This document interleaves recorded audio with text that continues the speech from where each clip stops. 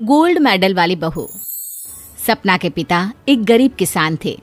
माँ पिता खेत में काम करते तो पीछे से सपना गांव के बच्चों के साथ हॉकी खेलती। एक दिन शाम को, सारा दिन खेलती रहती है, ये नहीं कि छोटे भाई को संभाले। माँ पता है, मैंने आज हॉकी में पास के गांव के लड़कों की टीम को हरा दिया। अरे वाह वाह मेरी बेटी, शाबाश। ये लेकर रुपया, जा जाकर टॉफी खा ले। सपना खुशी से पिता के गले लग जाती है और बाहर चली जाती है। अरे तुम इसको बिगाड़ रहे हो, मैं ना इसकी शादी ही करा दूंगी। ऐसा कैसे शादी करा देगी? हाँ, अभी तो उम्र खेलने की है। माँ बड़बड़ करती वहां से निकल जाती है। लेकिन शाम को उन लोगों के घर कुछ लोग आते हैं। अरे राम सुखिया, जरा ये तो बतलाओ, सपना के बारे में क्या सोचा है? अरे क्या सोचना है मास्टर जी, पढ़ रही है, जितना पढ़ सकती है पढ़े, फिर शादी करवा देंगे, कोई अच्छा सा गांव का ही लड़का देख लेंगे। अरे तुम तो उसके पिता हो, तुमको कुछ नहीं पता? माँ घबरा जाती है। अरे का मास्टर जी, का पता नहीं, का हो गया? हम तो इनसे पहले ही बोल रहे थे कि लड़की की जात है, संभाल लो। अरे भाभी जी, आप भी ना कभी अच्छा भी सोच लिया करो। अरे सपना क्या खेलती है हॉकी, बड़े से बड़े आदमी भी नहीं जीत पाते हैं उससे। कल गांव में एक टीम आ रही है, लड़कियों की हॉकी खेलने उसे भेज देना, वहां शायद कुछ बात बन जाए। अरे ना मास्टर जी, कोई खेल वेल नहीं करवाना हम लोगों को, वो भी शहर के लोगों के साथ तो बिल्कुल भी ना। शहर के लोगों को ना कोई भरोसा नहीं होता मास्टर जी। अरे कैसी बात कर रही हो सपना की माँ, बुरा आदमी तो हर जगह मिल जाएगा, उसके लिए शहर का और गांव का। हाँ मास्टर जी, हम लोग तैयार हैं, कल आ जाएगी सपना वक्त से। माँ के लाख मना करने पर भी पिता सपना को हॉकी टीम के लिए भेज देते हैं। शाम को सपना वापस आती है, लेकिन लट के मुंह से। और क्या हो गया, मार खाई हो का? कौन मारेगा हमें? कोई मार वार खाकर नहीं आए। अरे फिर शकल पर 12 क्यों बजे हैं, बताओगी? देखो माँ, आप समझोगी नहीं, बताकर फायदा क्या है? अरे बिटिया रानी, हम तो समझेंगे ना, हमें ही बता दे। सपना पापा के गले लग जाती है। पापा, मैं ना सिलेक्ट हो गई हूँ भारत की हॉकी टीम में खेलने के लिए। अरे वाह, ये तो बहुत ही खुशी की बात है मेरे बच्चे। फिर मेरी गुड़िया काहे परेशान है? पापा, मुझे दिल्ली जाना पड़ेगा आगे की प्रैक्टिस के लिए। माँ जो सारी बात सुन रही होती है, जोर से चिल्लाती है। एक पैसा नहीं है मेरे पास, समझी? कुछ नहीं दूंगी। शादी के लिए लड़का फाइनल भी कर दिया है, कल्ले का बेटा, वो शादी कर लेगा तुमसे। सपना पिता की ओर देखती है। अरे देख सपना, खेलने दिल्ली जाना है तो सिर्फ इसी शर्त पे कि आकर कल्ले से बेटे से चुपचाप शादी कर लेगी, बोल।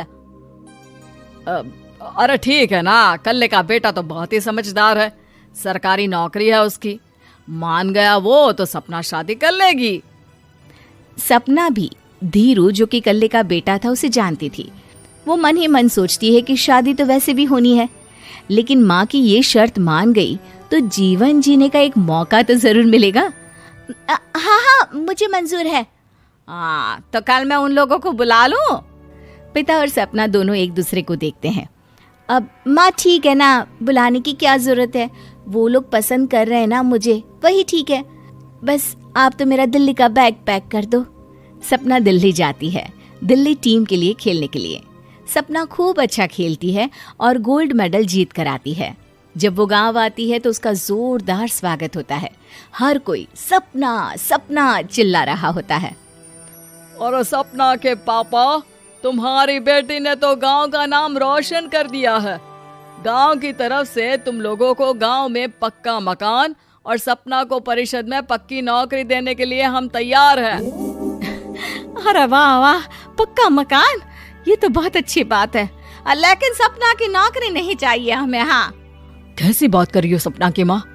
लड़की की नौकरी रहेगी तो अपने पैरों पर खड़ी रहेगी, किसी के आगे झुकने की जरूरत ना पड़ेगी। अरे चुप रहो, हम तो नौकरी ना करते हैं, पर मजाल है कि किसी के आगे झुके हो। ना, हमारी बेटी नौकरी नहीं करेगी। पिता लाख समझाते हैं, लेकिन माँ नहीं मानती। और फिर वो दिन भी आ जाता है जब सपना को अपने कहे अनुसार लड़के से शादी भी करनी पड़ती है। ससुराल में। ए बहू, तू रोज रोज सुबह कहाँ जाती है?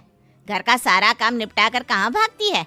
माँ का घर तो पास ही है, वहीं निकल जाती है क्या? नहीं माँ जी, मैं हॉकी खेलने जाती हूँ, मुझे खेलना पसंद है। खेलना पसंद है? अरे कैसी बात कर रही है बहू, शादी के बाद तो कोई लड़की खेलती फैलती नहीं है, वो घर का काम काज देखती है। सपना कुछ नहीं कहती।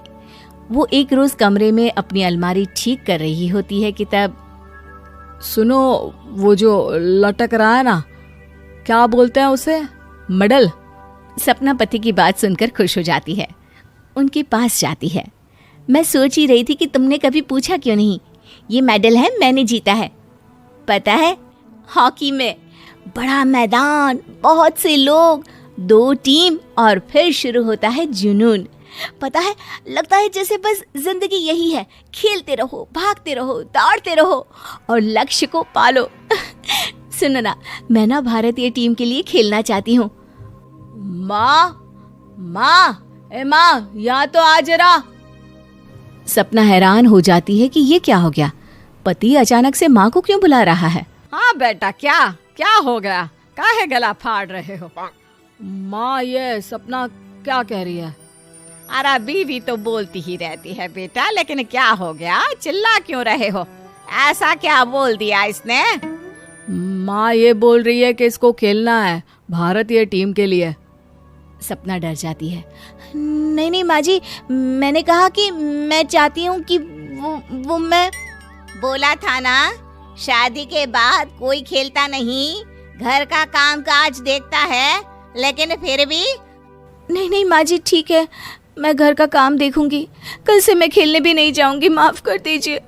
सपना पति की तरफ देखती है जो माँ की तरफ देख रहा होता है। उसे गुस्सा तो आता है, लेकिन करती भी तो क्या, सास के सामने कैसे पति की क्लास लगाती। अरे बेटा, अब क्यों घूरे जा रहे हो बहू को? माँ, अभी इस बात का फैसला करके जाना, वरना ये तो तेरे कमरे से जाने के बाद मुझे। अब चुप हो जाइए आप, छोटी सी बात का बतंगड़ मत बनाइए। छोटी सी बात? बहू, ये कोई छोटी बात नहीं है। जो लड़की दिल्ली के लिए गोल्ड मेडल ला सकती है, वो देश के लिए भी तो गोल्ड ला सकती है ना। हम लोगों को किसी चीज की कमी नहीं है बहू, घर का काम तो कोई भी कर लेगा, लेकिन देश का नाम रोशन करने के लिए सपना चाहिए। जा बहू, तेरी ट्रेनिंग का सारा इंतजाम तेरे पति ने कर दिया है, जा खेल और देश का नाम रोशन कर। सपना की आंख में आंसू आ जाते हैं। वो सोचती है कि बेटियों को मायके के साथ अगर ससुराल में भी सहयोग मिले तो ऐसा कोई काम नहीं जो वो नहीं कर सकती है।